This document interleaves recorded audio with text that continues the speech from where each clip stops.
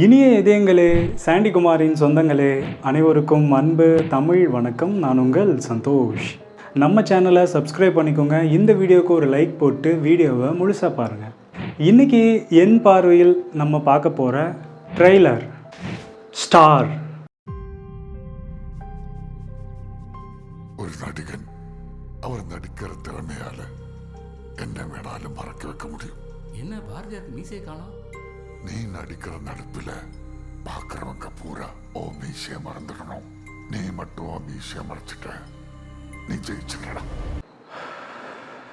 சரி, என் பார்வையில் இந்த ஸ்டார் ட்ரெய்லர் எப்படி இருந்துச்சு? அதுக்கு முன்னாடி ஒரு குறிப்பிட்ட நபரை பற்றி நான் சொல்லி ஆகணும். யுவன் சங்கர் ராஜா. ரொம்ப நாளாகவே அவரோட இசையில் ஏதோ ஒரு விஷயம் மிஸ் ஆகுது அப்படின்னு எனக்கு தோணுச்சு, நிறைய பேருக்கும் தோணியிருக்குன்னு நினைக்கிறேன். ஆனால் இந்த ட்ரெய்லரை பார்க்கும்போது ஓகே, நல்லா இருக்குது அப்படின்லாம் இல்லை. இந்த ட்ரெய்லரில் வர பிஜிஎம்ஸ் எல்லாம் கேட்க உள்ளுக்குள்ளே ஏதோ ஒரு மாதிரி புல்லரிக்குதுன்னு சொல்லலாம். அவரோட அந்த பிஜிஎம்லாம் தரமாக இருக்குது. இது நினச்சி பாருங்கள், ஸ்க்ரீனில் இந்த கதைக்களத்துக்கு அந்த டிரான்ஸ்ஃபர்மேஷன் சீன்ஸுக்கெல்லாம் யுவன் சாரோட அந்த பிஜிஎம்லாம் மிரட்டி விட்டுருக்க போகிறாருங்கிறது இந்த ட்ரெய்லரில் ஒரு ஹிண்ட் மாதிரி எனக்கு தோணுது.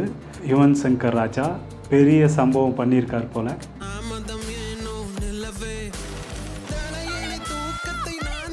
ட்ரெய்லரோட தொடக்கத்தில் 90 காலகட்டத்தில் காட்டுறாங்க. சிவாஜி ஐயாவுடைய புகைப்படம் அந்த செவுத்தில் வரையப்பட்டிருக்கு. வீட்டுக்குள்ளே லால் சார் அவர்கள் அவரோட பையனுக்கு ஒரு விஷயத்த சொல்லிகிட்டு இருக்காரு. ஒரு நடிகன் தன்னோட திறமையான நடிப்பால் என்ன வேணாலும் மறக்கடிக்க முடியும். நீ நடிக்கிற நடிப்புல பாக்குறவங்க பூரா ஓ மீசைய மறந்துடணும். நீ மட்டும் ஓ மீசைய மறைச்சிட்ட, நீ ஜெயிச்சுட்டா. தன்னோட மகனை சின்ன வயசுலேருந்து சினிமாவுக்காக தயார்படுத்துகிற ஒரு அப்பா கதாபாத்திரம். இப்போ இந்த வசனம் சினிமா கனவை நினச்சி வாழ்ந்துக்கிட்டு இருக்கிற ஒவ்வொருத்தருக்குமே இது ரொம்ப கனெக்ட் ஆகும். ஒரு பணக்கார கதாபாத்திரத்தை நம்ம தேர்ந்தெடுத்து நடிக்கிறோங்கும் போது கோட் சூட்டு, அந்த கூலிங் கிளாஸு இதெல்லாம் எந்த அளவுக்கு தேவைன்னு யோசிக்கிறத விட நம்ம உள்ளுக்குள்ளே நம்ம பணக்காரனா நம்மளை எந்த அளவுக்கு தயார்படுத்திக்கிறோம் அந்த கதாபாத்திரத்துக்கு, அது ரொம்ப முக்கியம் அப்படிங்கிற மாதிரி எடுத்துக்கலாம். ஒரு நடிகனுக்கு மிக முக்கியமான தேவையான ஒரு விஷயம்னு சொல்லலாம். அப்பாவே சொல்லிட்டார்ல, இதுக்கு மேலே என்ன அப்படின்ட்டு சின்ன வயசுலேருந்தே கவினுக்கும் நம்மளோட வாழ்க்கையே சினிமா தான் அப்படின்னு முடிவு பண்ணி அப்படியே நினச்சிக்கிட்டு வாழ்கிறாரு. அது காலேஜ் வரைக்கும் தொடருது. காலேஜில் தன்னை தனித்துவமாக காட்டிக்கிறதுக்கு நிறைய பண்ணுறாரு. டான்ஸு, பாட்டு, நடிக்கிறது எல்லாமே பண்ணுறாரு. தனக்கான ஒரு கூட்டத்தை சேர்க்குறாரு. நல்லா ஜாலியாக போயிட்டுருக்கு. ஆனால் இந்த கனவுக்கும் ரியாலிட்டிக்கும் உள்ள வித்தியாசம் காலேஜ் முடிஞ்சதுக்கப்புறம் தான் தெரியும் இல்லையா? பணம், வேலை, கனவு இதெல்லாம் ஒன்றா சேர்ந்து புரட்டி போட்டு அடிக்கும் இல்லையா? அப்போ அவங்க அம்மா கூட ஒரு வசனம் சொல்லுவாங்க. நீ உடனே வேலைக்கு போய் இதெல்லாம் எங்களுக்கு செய்யின்னு சொல்லலை. நிலையான வருமானம் இல்லாமல் நாங்கள் கஷ்டப்படுற மாதிரி நீயும் எங்களை மாதிரி கஷ்டப்பட வேணும்னு தான் சொல்கிறோம்.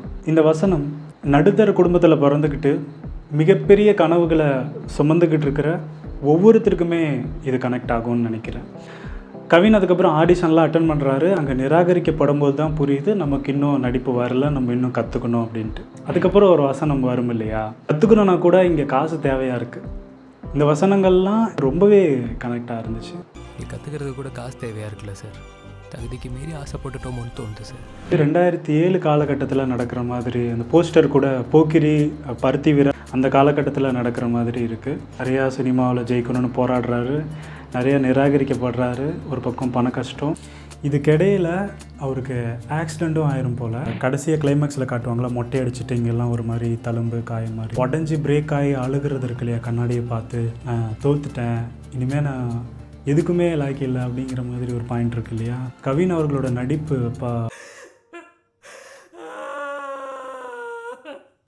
அவருக்கு தன்னையும் பிடிக்கல, சுற்றி இருக்கிறவங்களும் பிடிக்கல, சினிமா கனவும் போச்சு, காதலிச்ச பொண்ணும் அவர் வேணான்னு சொல்லி விட்டு போகிறாங்க.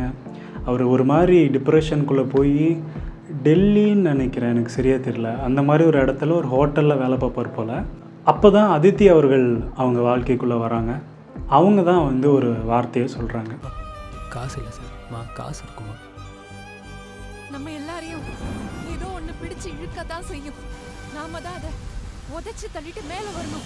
முயற்சி பண்ணி துவண்டு போகிற எல்லாருக்குமே இந்த வசனம் ரொம்ப தேவைப்படும். திரும்பவும் சினிமாவை நோக்கி பயணத்தை தொடங்குறாரு, முயற்சி பண்ணுறாரு. சின்ன வயசுலேருந்து அவங்க அப்பா தான் சினிமா ஆசையை காட்டி வளர்த்திருந்தாலும் ஒரு கட்டத்தில் லால் அவர்களே சொல்லுவார், நீ ஜெயிக்க மாட்டடா அப்படின்னு சொல்லிட்டு. ஆனால் கவின் அவர்கள் விட்டு கொடுக்காம திரும்பவும் முயற்சி பண்ணுவார். நிராகரிக்கப்பட்ட இடத்துல ஒரு வசனம் வரும் இல்லையா, இந்த மூஞ்சியை வச்சுக்கிட்டு எப்படி நடிப்பேன்னு தானே சொன்னீங்க, நான் நடித்து காட்ட வேண்டாம், நீங்கள் அதை பார்ப்பீங்க. அப்புறம் இந்த படத்துடைய மைய கருவே இந்த கடைசியில் வர அந்த வசனம் தான். வயது முதிர்ந்த போதிலும், வலிகள் மிகுந்த போதிலும், வலிமை குறைந்த போதிலும் வீரன் வாழ்த்தரிப்பதை நிறுத்துவதில்லை.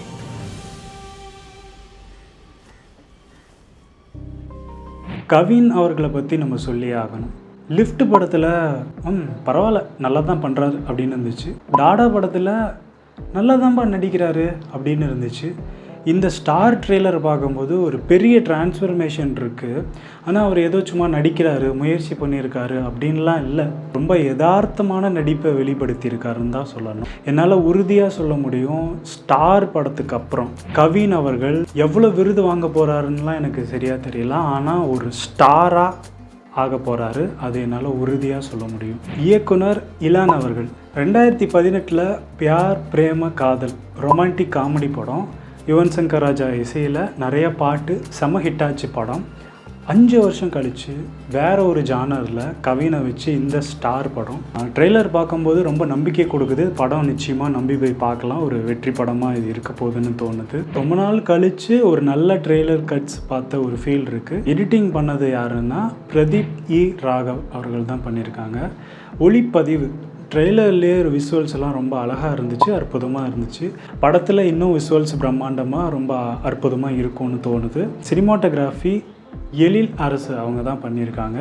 மே 10 இந்த படம் திரையரங்கில் வெளியாகுது. ஸ்டார் ட்ரெய்லரை பார்க்கும்போது படம் நிச்சயமாக ஒரு மிகப்பெரிய வெற்றி படமாக அமையும். நம்ம சாண்டிகுமார் சொந்தங்கள் சார்பாக நம்மளோட வாழ்த்துக்களையும் தெரிவிச்சுக்கலாம்.